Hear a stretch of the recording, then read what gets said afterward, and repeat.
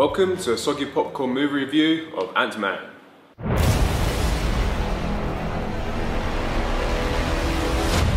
The latest offering from the Marvel Cinematic Universe, which is actually the last film in its Phase 2 of movie releases. It gets a little bit complicated. Ant-Man tells the story of Scott Lang, played by Paul Rudd. He's a down-on-his-luck ex-con who's just got out of prison and kind of unwittingly gets recruited to be the next Ant-Man. Who isn't like a guy with the powers of an ant, because that would be rubbish. He's actually a guy who can shrink down to the size of an ant, which is apparently better. The suit has power. You have to learn how to control it.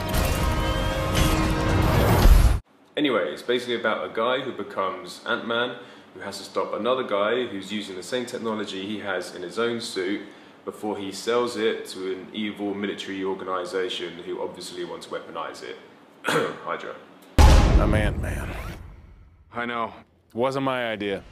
Having been in development for nearly a decade, and with a last-minute jump of ship by its original director, Edgar Wright, who directed Shaun of the Dead and Hot Fuzz, this project hasn't had the best run of luck.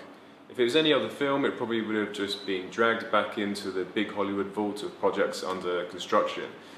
But because it's all part of the big Marvel Cinematic Universe, they pulled it back out and they hired director Peyton Reed to drag this thing over the finishing line.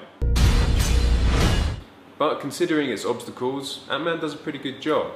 It doesn't necessarily feel like a film that's had a last-minute switch of directors, but it does feel like it's been under development for a while.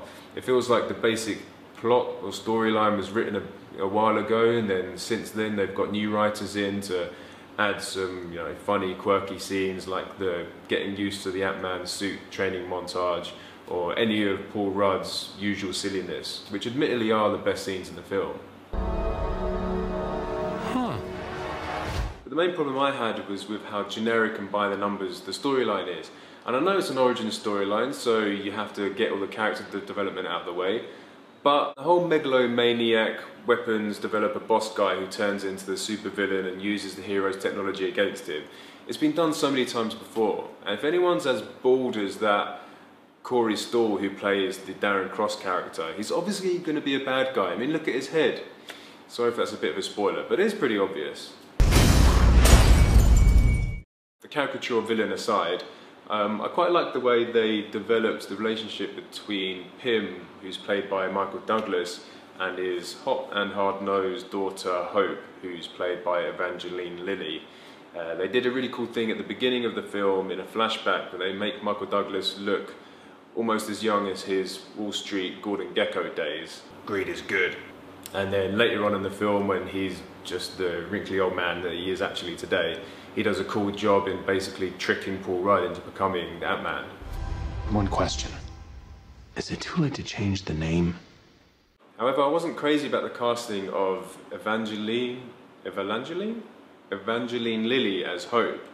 I don't know why. Maybe to me she'll always be Kate from Lost running through the jungle in that grubby little tank top of hers, or maybe just that she looks a bit silly in that blatant wig. And the relationship between her and Paul Rudd, it was just so cliched with that training montage. This isn't how you punch, this is how you punch. It was just a bit lame. You need to know how to punch. You want to show me how to punch? Show me how to punch. That's how you punch. Once all of the establish the characters stuff is out of the way and the inevitable Honey, I Shrunk the Kid moment when Scott first shrinks himself and gets sucked up into a vacuum cleaner, when all that stuff is done, there's some really cool action sequences. One of which is a completely arbitrary trip to an Avengers compound, and Ant-Man has like a 10-minute battle with one of the Avengers, which I won't give away who it is. As pointless as that scene is, I really enjoyed it. It was really cool. And then the last 30 minutes of the film is actually really good. There's some really cool sight gags where there's a tiny miniature battle going on between Ant-Man and the villain, and then the camera pans out and you see what it actually looks like is just a couple of toys falling over. So I really enjoyed that stuff. Overall, it's a satisfying popcorn movie, soggy popcorn. It's a decent first outing for the little guy who's supposed to go on to play a big role in future Marvel films.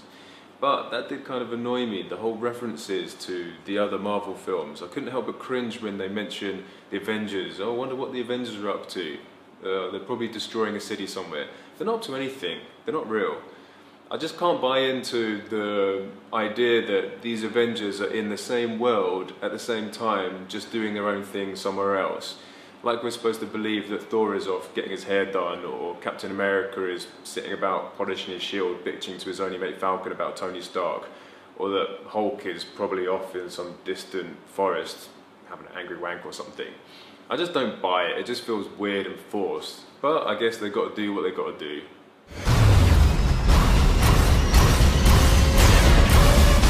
Thanks for watching, and as usual, do comment if you agree with me or if you think I'm talking absolute shit, please let me know. And do subscribe for more movie reviews as well as our weekly podcast. So for now, thanks a lot. See ya.